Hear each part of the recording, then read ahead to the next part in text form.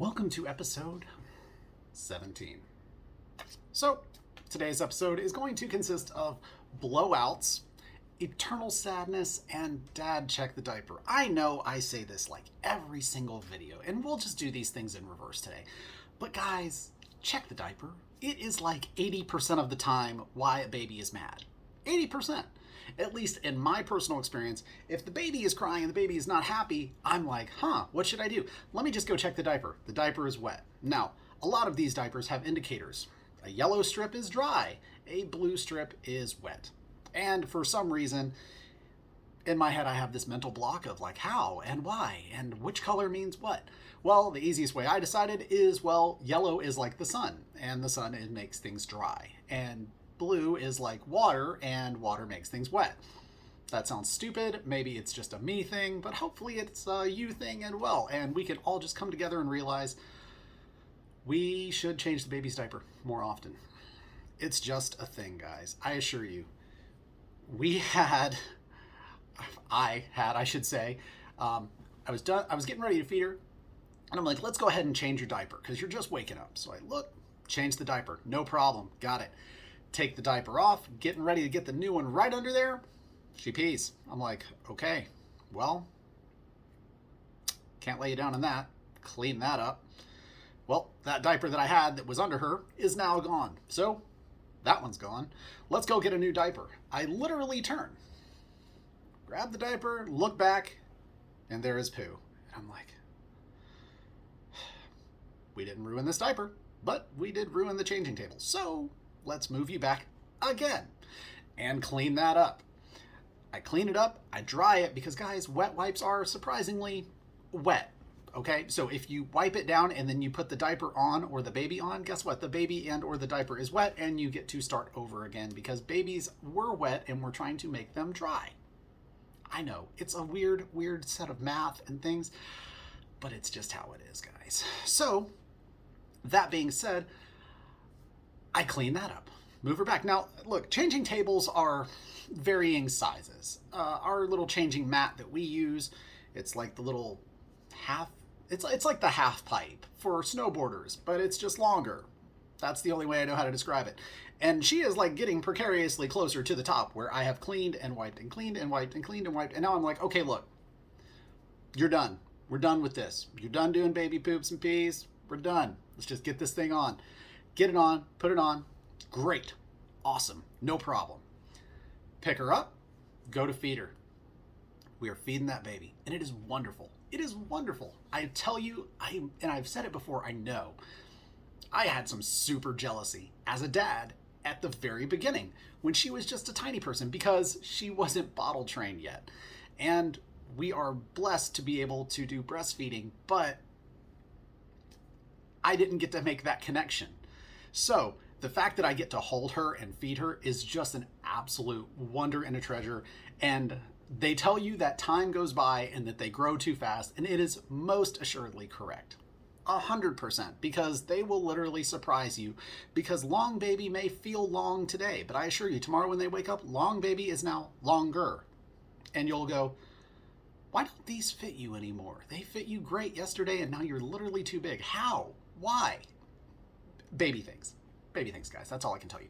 But as I'm feeding her, I'm just enjoying my time.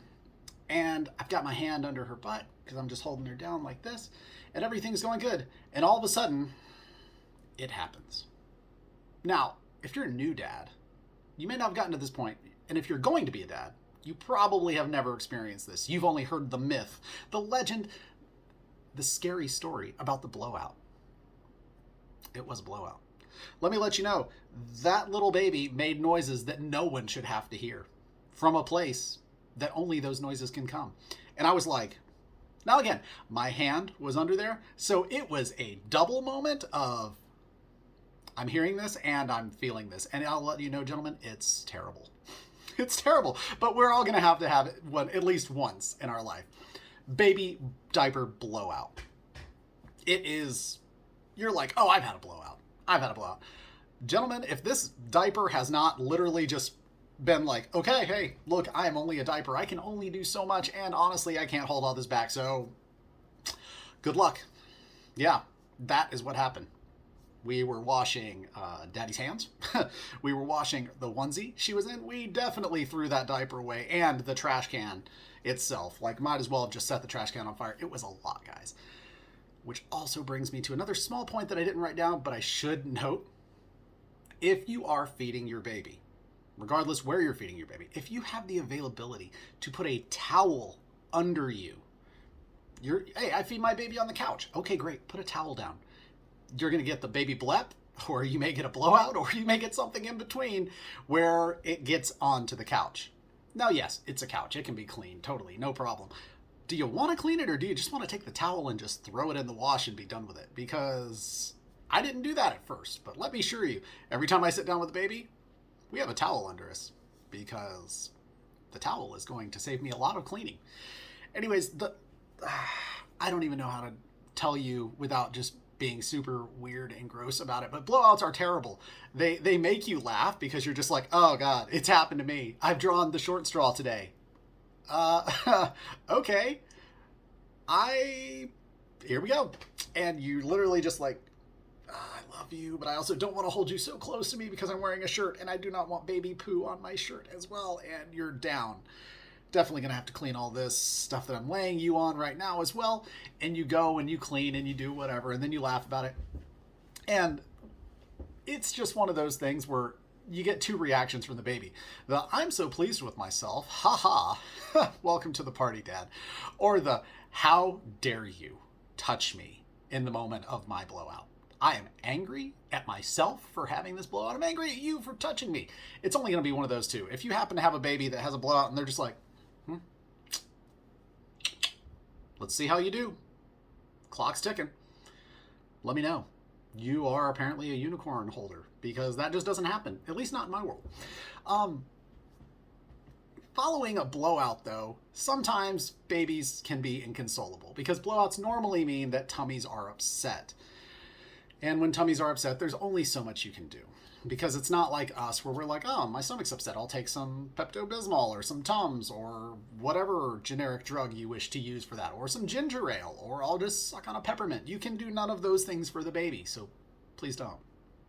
But you're going to do your best to console the baby. But sometimes they enter what I call the eternal sadness. Because no matter what you do, they're not happy, which understandably so, because they have an upset stomach. I don't know any time that I've had an upset stomach. Someone comes by and they're like, let me rub that little tummy, buddy. You'll be okay. Everything will be fine. No, I'm like, whoa, don't touch me. Don't touch me. But babies do need some kind of stimulation. Normally, moving the legs, wiggling, the figure 8 option, the high knees, you rub the tummy clockwise, not counterclockwise, because that does something weird to your, I don't know. Google told me to do that, and I asked the midwife, and they were like, yeah, just do these things.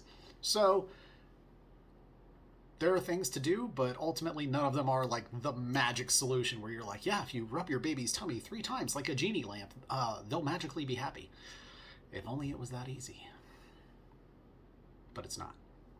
So the eternal sadness is a thing. It does obviously pass, but don't beat yourself up. That was hard as a brand new dad, that literally my wife is like, I have tried and I need you to try to work with the baby to make the baby happy. Sure, cool. Baby on the shoulder, baby in the arms, whatever gives baby most comfort, and I know that I can actually do for more than like 30 seconds at a time. Making all the funny noises, singing the songs, humming, talking to the baby, explaining geopolitical tax brackets, things like that. Nothing. Absolutely nothing. For like 35 minutes, guys. I'm walking around and she is just not having it. And then randomly she's just like,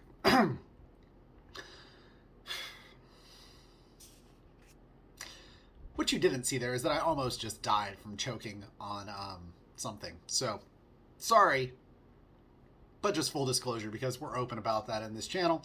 And that's just what it's like when you don't do editing on your videos. So, anyways. The eternal sadness eventually goes away. She pretty much just let out this really big and then just looked at me like, okay, I'm done. Nothing you can do about it. Just got to kind of let it run its course. Also, my wife mentioned something about my hair. She was like, your hair is looking really weird. Guys, this is what is called dad hair. It's just you did your hair and then things happened. At some point, there was a baby involved. I was outside, the wind blew. Um, yeah, hey, we're just trying to live our best life for today, to be honest. Anyways, this episode ran long because I put a lot of other stuff in it. But at the end of the day, guys, as always, be good to each other. Love your baby. Be a fool for your baby. Take lots of pictures. Make the funny noises. Tell them the silly songs. And read them the silly stories. Because at the end of the day, it is all about you, your family, and your baby. And you know what? That's the only thing that really matters. Have a great day, guys. Bye.